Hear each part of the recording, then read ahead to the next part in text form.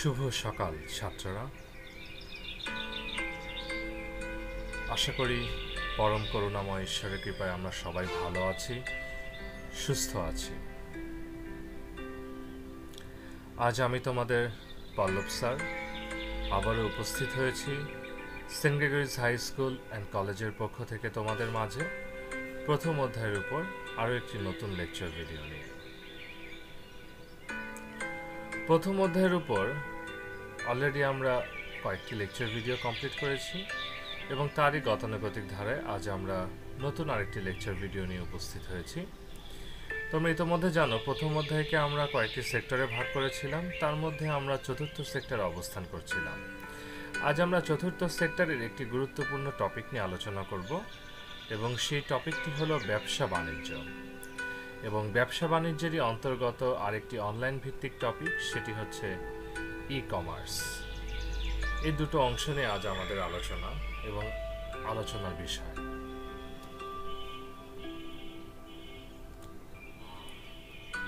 তাহলে শুরুতেই জেনে নিই ব্যবসা বাণিজ্য। সেক্ষেত্রে খেয়াল করে দেখো, এখানে কিন্তু দুটো শব্দ, ব্যবসা এবং বাণিজ্য। তাহলে শুরুতে একটু জেনে নিই ব্যবসা কি। মুনাফা লাভের উদ্দেশ্যে বৈধভাবে অর্থ বিনিয়োগ করে সেবা বা পণ্যের বিনিময় করাকে ব্যবসা বলে। অর্থাৎ লভ্যাংশ মানে মুনাফা লাভের উদ্দেশ্যে বৈধভাবে অর্থ বিনিয়োগ করে সেবা বা পণ্যের বিনিময় করাকে মূলত ব্যবসা বলে। বাণিজ্য তাহলে কি?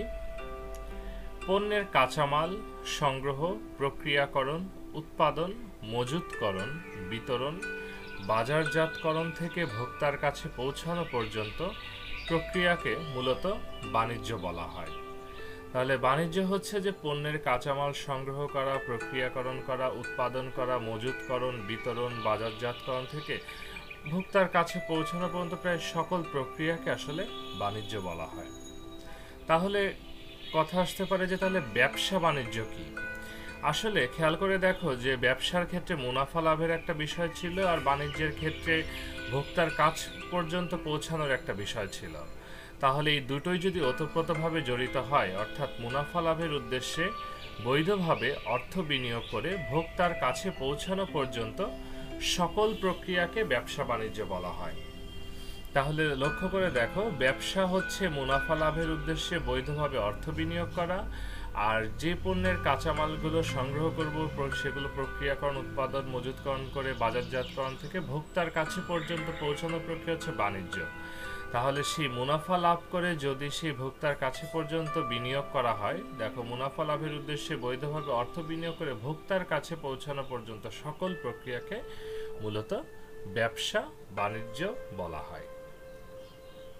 আসলে ব্যবসা, শুধু ব্যবসার কোনো ভ্যালু নেই। যদি আমরা একটু খেয়াল করে দেখি, শুধু ব্যবসার কিন্তু কোনো ভ্যালু নেই। তার কারণ ব্যবসা করে আমরা কোথা থেকে লভ্যাংশ পাবো বা কোথায় সেই লাভের উদ্দেশ্যে খাটাবো। যখন সেটি বাণিজ্যের সাথে জড়িত হবে তখনই কিন্তু ব্যবসা পরিপূর্ণতা লাভ করবে। আবার শুধু বাণিজ্যেরও কিন্তু কোনো লাভ নেই যদি সেখানে ব্যবসা না থাকে। এজন্য ব্যবসা ও বাণিজ্য একে অপরের সাথে জড়িত হয়ে সুন্দরভাবে ব্যবসা বাণিজ্য বিষয়টি গড়ে উঠেছে। ব্যবসা বাণিজ্য জগতে যেমন দোকান, অফিস, ব্যাংক, বীমা কোম্পানি ইত্যাদিতে আজ তথ্য ও যোগাযোগ প্রযুক্তির ব্যাপক ব্যবহার লক্ষ্য করা যায়। আসলে প্রত্যেকটি সেক্টরে আজ আমরা দেখতে পাচ্ছি যে এই তথ্য যোগাযোগ প্রযুক্তি তার অবাধ বিচরণ করে চলেছে এবং ব্যবসা বাণিজ্যেও সে বলতে গেলে আজ লিডিং পজিশনে আছে। আসলে যখনই ব্যবসা বাণিজ্যের সাথে তথ্য যোগাযোগ প্রযুক্তি বিষয়টি চলে আসবে, তখনই একটি শব্দ আমাদের সবার সামনে চলে আসবে, সেটি হচ্ছে e commerce. That means electronic commerce. এই শব্দটি আমাদের সবার সামনে চলে আসবে বারবার। তার কারণ এই ইলেকট্রনিক কমার্সই হচ্ছে আজ আধুনিক বিশ্বায়নের যুগে বাণিজ্যিক কমার্স, অর্থাৎ ইলেকট্রিক ডিভাইস ব্যবহার করে যে বাণিজ্য করা হয়, ব্যবসা বাণিজ্য করা হয়, সেটি হচ্ছে মূলত ইলেকট্রনিক কমার্স। তাহলে শুরুতেই জেনে নিই ই কমার্স কি। বর্তমানে বিশ্বের প্রায় সকল দেশের মধ্যে বিস্তৃত ইন্টারনেটের মাধ্যমে ব্যক্তি কিংবা প্রতিষ্ঠানের মধ্যে পণ্য বা সেবা কেনাবেচা বা লেনদেন করার সুযোগ সৃষ্টি করাকে ই কমার্স বলা হয়। আসলে বর্তমানে বিশ্বের প্রায় সকল দেশের মধ্যে বিস্তৃত ইন্টারনেটের মাধ্যমে মানে বিশ্বগ্রামের সহায়তায় কোনো ব্যক্তি বা প্রতিষ্ঠানের মধ্যে পণ্য বা সেবা কেনাবেচা বা লেনদেন করার যে সুযোগ সৃষ্টি হচ্ছে তাকেই মূলত ই কমার্স বলা হচ্ছে। এবং এই ই কমার্সের জন্যে আজ আমরা যে কোনো সিচুয়েশনে, যে কোনো অবস্থায় পিছপা হই না। যে কোনো লেনদেন, যে কোনো ব্যবসা বাণিজ্য, যে কোনো একটি দেশ থমকে দাঁড়ায় না, কারণ প্রত্যেকটি দেশের ব্যবসা বাণিজ্য অত্যন্ত গুরুত্বপূর্ণ। তাদের ওই ব্যবসা বাণিজ্যের উপরে তাদের জিডিপি নির্ভর করে, তাদের বাজেট নির্ভর করে, সব কিছু নির্ভর করে। তাহলে সেই ব্যবসা বাণিজ্য যদি আজ থমকে দাঁড়ায় তাহলে কিন্তু সব কিছু বসে পড়বে। বিশ্বের নামকরা কয়েকটি ই কমার্স প্রতিষ্ঠানের নাম হলো alibaba.com, amazon.com, ebay.com, walmart.com। এগুলো আমরা খুবই পপুলার কয়েকটি ওয়েবসাইটের নাম এখানে আমি দিয়েছি, যেগুলো আজ ওয়ার্ল্ডের সব থেকে নামকরা ই কমার্স প্রতিষ্ঠান। ঠিক তেমন আমাদের দেশেও কিছু ই কমার্সের প্রতিষ্ঠান আছে, যেমন দেশীয় কয়েকটি ই কমার্স প্রতিষ্ঠানের নাম হলো daraz.com, রকমারি.com, চালডাল.com। এছাড়াও যেমন প্রিয় শপ আছে, বিভিন্ন ধরনের ই কমার্স প্রতিষ্ঠান আছে। বর্তমানে ইভ্যালিও খুব জনপ্রিয়তা পেয়েছে। সো এই ধরনের ই কমার্স সাইটগুলো কিন্তু আজ খেয়াল করে দেখো, তারা তাদের ক্ষেত্র থেকে শুরু করে প্রচুর মানুষের কর্মসংস্থান থেকে শুরু করে প্রত্যেকটি সাধারণ মানুষের ঘরে ঘরে আজ পৌঁছে গেছে এই ই কমার্স সাইটগুলো, কারণ এগুলোই হচ্ছে অনলাইন শপিং বা অনলাইন বাণিজ্যের আরেক নাম। ই কমার্সের জনক হলেন ব্রিটিশ উদ্যোক্তা উদ্ভাবক মাইকেল অন্ডারিচ। তিনি 1979 সালে প্রথম অনলাইনের ব্যবসা পরিচালনা করেন, যা পরবর্তীতে ই কমার্স নামে পরিচিতি লাভ করে। আসলে অনলাইন বিজনেসেরই সুন্দর বা যেটা আধুনিকায়ন সেটাই হচ্ছে ই কমার্স। কারণ প্রথম দিকে দেখা যেত যে শুধুমাত্র কিছু সফিস্টিকেটেড প্রোডাক্ট বা কিছু ইম্পর্টেন্ট প্রোডাক্টগুলো ডেলিভারি দেওয়া হতো। আজ বর্তমানে দেখা যায় বাংলাদেশে তরিতরকারি থেকে শুরু করে সব কিছুই আজ অনলাইনে বিজনেস হচ্ছে। সব কিছুর, ঘরের জামা কাপড়, মানে প্রত্যেকের জামা কাপড়, ঘরের যে কোনো আসবাবপত্র, যে কোনো ধরনের বই খাতা, যে কোনো ধরনের আমাদের খাবার দাবার, যে কোনো ধরনের আমাদের মানে এভরিথিং, ইচ অ্যান্ড এভরিথিং আমরা প্রতিদিন একটা মানুষ যা যা ব্যবহার করে সব কিছুই আজ আমরা ঘরে বসে কি করতে পারি, সেগুলো পেতে পারি। এবং সেটা কিসের সহায়তায় পেতে পারি? এই ই কমার্সের সহায়তায় কিন্তু আমরা পেতে পারি। এই ই কমার্সের কিছু বেসিক বৈশিষ্ট্য আছে। আসলে প্রত্যেকটি ই কমার্সের যে প্রত্যেকটি বৈশিষ্ট্য আমরা দেখব, এই বৈশিষ্ট্যগুলোর উপর ভিত্তি করে মূলত ই কমার্স দাঁড়িয়ে আছে। প্রথম বৈশিষ্ট্য হচ্ছে সর্বব্যাপিতা, অর্থাৎ সকলের মধ্যে এটি ব্যাপন করে থাকে। দ্বিতীয়ত হচ্ছে সকল জায়গায় প্রবেশযোগ্যতা। আসলে ই কমার্সের যে সাইট তারা কিন্তু সকল জায়গায় প্রবেশ করতে পারে। তার কারণ চিন্তা করে দেখো, ই কমার্সটা আমি ব্যবহার করছি কোথায়? ইন্টারনেটের মাধ্যমে। ঠিক আছে, ইন্টারনেটের মাধ্যমে। আর ইন্টারনেট নেই এমন তো আমরা এখন চিন্তাই করতে পারি না। আর যেহেতু ইন্টারনেটের মধ্যে দিয়ে এটি প্রবেশ করছে, এটি মানুষের ঘর থেকে ঘরে যে কোনো জায়গায় সেটি প্রবেশ করতে পারে। পণ্য বা সেবা আন্তর্জাতিক মানসম্পন্ন, এবং যে সকল পণ্য ডেলিভারি দেওয়া হয় বা সেবা দেওয়া হয়, দেখা যায় যে অনেক কোম্পানি আজ এক্সপোর্ট ইম্পোর্ট করে তাদের অনলাইন বিজনেস চালাচ্ছে। তাহলে সেগুলো অবশ্যই আন্তর্জাতিক মানসম্পন্ন। মিথস্ক্রিয়া বা ক্রেতা ও বিক্রেতার উভমুখী যোগাযোগ, অর্থাৎ মিথস্ক্রিয়া বা ক্রেতা ও বিক্রেতার যে উভমুখী যোগাযোগটা হয় সেটাকে আমরা মূলত মিথস্ক্রিয়া বলছি। এখানে ক্রেতার সাথে বিক্রেতার উভমুখী যোগাযোগ হয়, অর্থাৎ ক্রেতাও বিক্রেতার কাছে ডিপেন্ডেন্ট, বিক্রেতাও ক্রেতার কাছে ডিপেন্ডেন্ট, দুইজনই দুজনের কাছে ডিপেন্ডেন্ট। কারণ ক্রেতা দেখা যায় তার অনলাইন বিজনেস চালানোর জন্য বিক্রেতার প্রয়োজন হয়, সে তার ঘরে ঘরে ডেলিভারি করে দিবে ডেলিভারি ম্যানের মাধ্যমে, এবং বিক্রেতাও ক্রেতার কাছে সে অবশ্যই দায়বদ্ধ থাকে। তার কারণ সে যদি তার কাছ থেকে কিছু নেয় তাহলে সে সেটা রিসিভ করবে, সেটার পেমেন্টস করবে।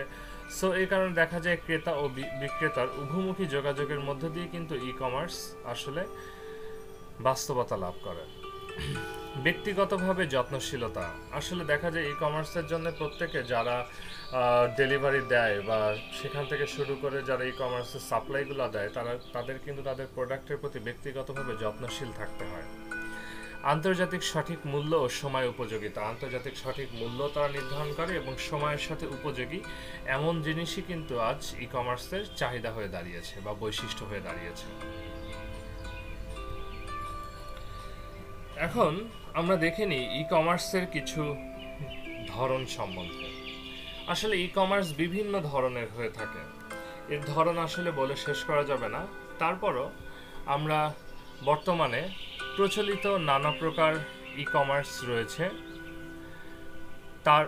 তবে পণ্য বিক্রয় ক্ষেত্র ও লেনদেনের প্রকৃতি অনুযায়ী ই কমার্সকে প্রধানত 4 ভাগে আসলে ভাগ করা যায়। প্রথম ভাগ হচ্ছে ব্যবসা থেকে ভোক্তা বা ক্রেতা, অর্থাৎ বিজনেস টু কনজিউমার বা B2C। এটা হচ্ছে যে ব্যবসা থেকে সরাসরি ভোক্তা কিংবা ক্রেতা কেন্দ্রিক যদি ধরনটা হয়, যে ব্যবসা থেকে ভোক্তা বা ক্রেতা কেন্দ্রিক যাবে, তখন সেটাকে বলা হয় B2C। ই কমার্সের টাইপগুলো আসলে এই ধরনের হয় যে B2C, B2B, C2C এই ধরনের হয়ে থাকে। সো বিজনেস টু কনজিউমার হচ্ছে এই ই কমার্সের ধরন। দ্বিতীয় যেটা হতে পারে ব্যবসা থেকে ব্যবসা, অর্থাৎ কোনো একজন ব্যবসা থেকে যদি আরেকটি ব্যবসায় সরাসরি সংযুক্ত হয় তখন সেটাকে বলা হয় ব্যবসা। যেমন খুচরা ব্যবসায়ী বা পাইকারি ব্যবসায়ী যখন ভোক্তার সাথে লেনদেন করেন তখন তাকে ব্যবসায়ী অর্থাৎ পাইকারি ব্যবসায়ীর সাথে খুচরা ব্যবসায়ীর সাথে লেনদেন করে। মানে সোজাসাপটা কথা হচ্ছে, যেমন এখানে আমরা কি করেছিলাম, ব্যবসা থেকে ভোক্তা বা ক্রেতা, অর্থাৎ কোনো খুচরা ব্যবসায়ী বা পাইকারি ব্যবসায়ী কি করতো, কোনো ভোক্তা বা ক্রেতার সাথে সরাসরি লেনদেন করত। আর এখানে কি হবে, কোনো খুচরা ব্যবসায়ী বা পাইকারি ব্যবসায়ী আবার আরেকজন খুচরা ব্যবসায়ী বা পাইকারি ব্যবসায়ীর সাথে যদি লেনদেন করে তখন সেটাকে বলা হবে ব্যবসা থেকে ব্যবসা বা বিজনেস টু বিজনেস। এরপরে হচ্ছে ব্যক্তি থেকে ব্যবসা বা ভোক্তা থেকে ব্যবসা। সেটা হচ্ছে যে কোনো ভোক্তা যখন কোনো ব্যবসায়ীর সাথে লেনদেন করে তখন তাকে ভোক্তা থেকে ব্যবসা বলা হয়, অর্থাৎ কনজিউমার টু বিজনেস বলা হয়। আর ভোক্তা বা ক্রেতা থেকে ভোক্তা বা ক্রেতা হচ্ছে যে যখন কোনো একজন ভোক্তা বা ক্রেতা অপর একজন ভোক্তা বা ক্রেতার নিকট সরাসরি সেটি লেনদেন করে তখন সেটি কনজিউমার টু কনজিউমার হয়। সো এই বিষয়গুলোই মূলত হচ্ছে ই কমার্সের প্রধান 4টি ধরন, ঠিক আছে, অর্থাৎ business to consumer, business to business, consumer to business আর এবং কনজিউমার টু কনজিউমার। তবে আমি বলেছিলাম যে এছাড়াও প্রচুর পরিমাণ ই কমার্সের ধরন আসলে দেখা যায়। সো তার মধ্যে কয়েকটি উল্লেখযোগ্য হলো যেমন এম কমার্স বা মোবাইল কমার্স। বর্তমানে এটি খুবই জনপ্রিয় আকার ধারণ করেছে। আসলে ওয়্যারলেস ডিজিটাল ডিভাইস ও ওয়্যারলেস অ্যাপ্লিকেশন প্রোটোকলের মাধ্যমে এই সরাসরি ইন্টারনেট প্রবেশ করে এই বিজনেস করাকে মূলত হচ্ছে এম কমার্স বা মোবাইল কমার্স বলা হয়। বর্তমানে আমরা আসলে যেটি ব্যবহার করছি সেটি কিন্তু ই কমার্সের আন্ডারেই মোবাইল কমার্স, তার কারণ আমরা মোবাইলের সাহায্যে কিন্তু বর্তমানে সব থেকে বেশি ই কমার্সের সুযোগ সুবিধা নিয়ে থাকছি। সরকার থেকে ব্যবসা, অর্থাৎ গভর্নমেন্ট থেকে যদি বিজনেসে সরাসরি কোনো কিছু আসে সেটাকে বলা হয় সরকার থেকে ব্যবসা, অর্থাৎ গভর্নমেন্ট টু বিজনেস। এবং ব্যবসা থেকেও সরকারে যায় সেটাকে বলা হয় B2G, আর এটাকে বলা হচ্ছে G2B। পিয়ার টু পিয়ারও হয়ে থাকে, অর্থাৎ দেখা যায় যে কোনো একটা কানেকশন থেকে কোনো একটা কানেকশনের সরাসরি যদি কোনো সুযোগ সুবিধা দেওয়া হয় বা লেনদেন করা হয় তখন সেটাকে পিয়ার টু পিয়ার ই কমার্সও বলা হয়।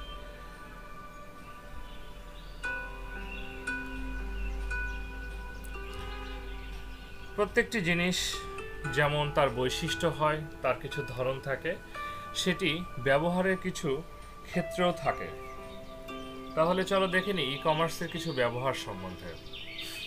ই কমার্সের প্রথম যে ক্ষেত্রে ব্যবহৃত হয় সেটি হচ্ছে অনলাইন পণ্য ও সেবা ক্ষেত্রে, যেমন e book, digital book, application software, system software, testware, firmware বা middleware, programming language, device driver, programming tools ইত্যাদি বিভিন্ন ক্ষেত্রে অনলাইন পণ্য বা সেবা কিন্তু আসলে ব্যবহার করা যায়। রিটেল সার্ভিসের মধ্যে আমরা উল্লেখযোগ্য কি দেখতে পাই, যেমন মোবাইল ব্যাংকিং দেখতে পাই, ভার্চুয়াল ব্যাংকিং দেখতে পাই, ক্রেডিট কার্ড, ডেবিট কার্ড, এরপরে আমাদের এই যে বিকাশ সিস্টেম, যে ধরনের রিটেল সার্ভিসগুলো আমরা দেখতে পাই, অনলাইনের মাধ্যমে পণ্য সরবরাহ, কুরিয়ার সার্ভিস ইত্যাদি বিভিন্ন কিছু রিটেল সার্ভিসের মধ্যে চলে আসে। বাজারজাত সেবা, বাজারজাত সেবার মধ্যে আমরা বা বাজারজাত করার মধ্যে আমরা দেখতে পাই ব্যবসায় সম্পর্ক, নিলাম, অনলাইন লিফলেট, বিজ্ঞাপন, এগুলো আমরা দেখতে পাই। যেমন অনলাইনে আমরা অনেক সময় পেজ খুলে থাকি, ফেসবুক গ্রুপ খুলে থাকি, সেগুলোর মধ্যে দিয়েও কিন্তু আমরা বাজারজাত করে থাকি। মোবাইল বাণিজ্য, মূল্য পরিশোধ করতে পারি আমরা এটার মধ্যে দিয়ে, অনলাইন টিকিট কাটতে পারি, ব্যাংকিং করতে পারি। সো মোবাইল বাণিজ্যের মধ্যে দিয়েও ই কমার্স কিন্তু প্রচুর পরিমাণে ব্যবহার করা হয়। ই সংগ্রহের মধ্যে আছে ডাক টিকিট, মুদ্রা, মনোগ্রাম, বিভিন্ন ধরনের ইলেকট্রনিক সংগ্রহ আমরা কালেকশন করে রাখতে পারি এবং করে রাখতে পারি কিছু বিক্রি ও পরিশোধ, যেমন গাড়ি, বাড়ি, ফ্ল্যাট, কম্পিউটার, মোবাইল ফোন ইত্যাদি আমরা আজ বর্তমানে দেখা যাচ্ছে ই কমার্সের মাধ্যমে বিক্রি হচ্ছে এবং সেটা ঘরেও পৌঁছে দিচ্ছে। আবার সেটা অনলাইন মানে ক্যাশ অন ডেলিভারির মধ্য দিয়ে সেটা পরিশোধও করা হচ্ছে time to time. So e commerce কিন্তু আজ ব্যবহার হচ্ছে প্রচুর পরিমাণে এবং এর ব্যবহার আজ উল্লেখযোগ্য হয়ে দাঁড়িয়েছে প্রত্যেকটি ক্ষেত্রে। ই কমার্সের কিছু সুবিধাও আজ উল্লেখযোগ্য, যেমন দ্রুত লেনদেন, অর্থাৎ অতি দ্রুত পণ্য পৌঁছানো যায়।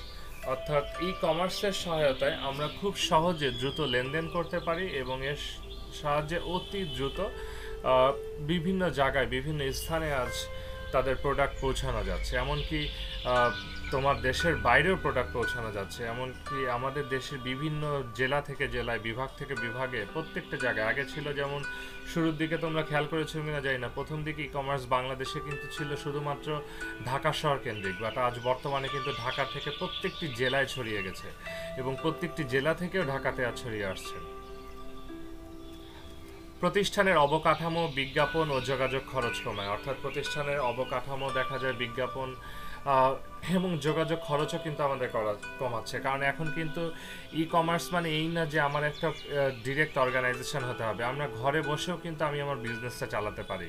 তো সেক্ষেত্রে অবশ্যই আমার প্রতিষ্ঠানের অবকাঠামো অনুযায়ী খরচ কমে আছে। আমরা বিজ্ঞাপন দিতে পারি ফেসবুকে গ্রুপ পেজের মধ্যে দিয়ে, এবং যোগাযোগের ক্ষেত্রে যে আগে লিফলেট দিতে হতো তার থেকে অনেক খরচ কমে গিয়েছে।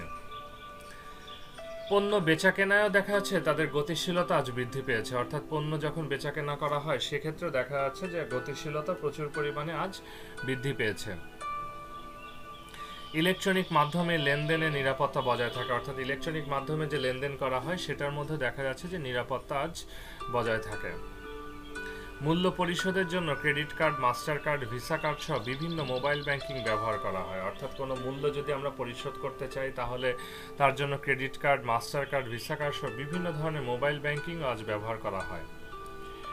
পণ্য হাতে পেয়েও মূল্য পরিশোধ করা যায়। অর্থাৎ আমরা পণ্য হাতে পেয়েও মূল্য পরিশোধ করতে পারি, যেটাকে আমরা আধুনিক ভাষায় বলে থাকি ক্যাশ অন ডেলিভারি। অনলাইনের মাধ্যমে ব্যবসা পরিচালনা করে এবং মার্কেটিং করার সুযোগ রয়েছে। অর্থাৎ অনলাইনের মাধ্যমে আমরা আমাদের ফুল বিজনেসটা মেনটেন করতে পারি এবং মার্কেটিংও করতে পারি।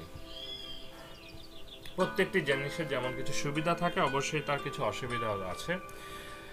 ই কমার্সের সব থেকে বড় অসুবিধা হচ্ছে দক্ষ লোকবলের অভাব দেখা যায়। যে ই কমার্স সাইট হয়তো আমি একজন করতে চাচ্ছি, কিন্তু আমি কয়েকজন কর্মী নিয়োগ দিতে যাচ্ছি যাদের হতে হবে ডিজিটালাইজ, কিন্তু ডিজিটালাইজ এক্সাক্ট লোকবল পাওয়াটাও খুব টাফ। উন্নত প্রযুক্তির প্রয়োগ ব্যয়বহুল, যা সাধারণত উদ্যোক্তার বাজেটের সীমার বাইরে হয়ে থাকে। অনেক সময় দেখা যায় যে নিজেদের নেটওয়ার্ক বা নিজেদের সার্ভার ক্রিয়েট করতে হয় বা নিজেদের কিছু দামি ইলেকট্রনিক ডিভাইস ইউজ করতে হয়, প্রযুক্তি ব্যবহার করতে হয়, যেটা কি হয়ে যায় অনেক সময় উদ্যোক্তার যে বাজেট তার থেকেও বেশি হয়ে দাঁড়ায়।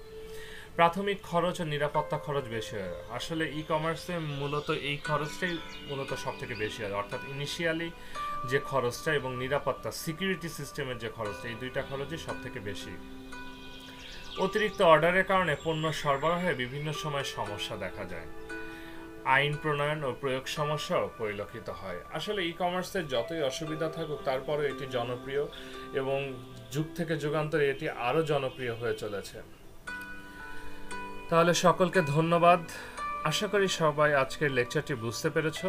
তারপরে যদি কারো কোথাও কোনো সমস্যা থাকে অবশ্যই আমাকে জানাবে। আজ এ পর্যন্তই। সবাই ভালো থেকো, সুস্থ থেকো।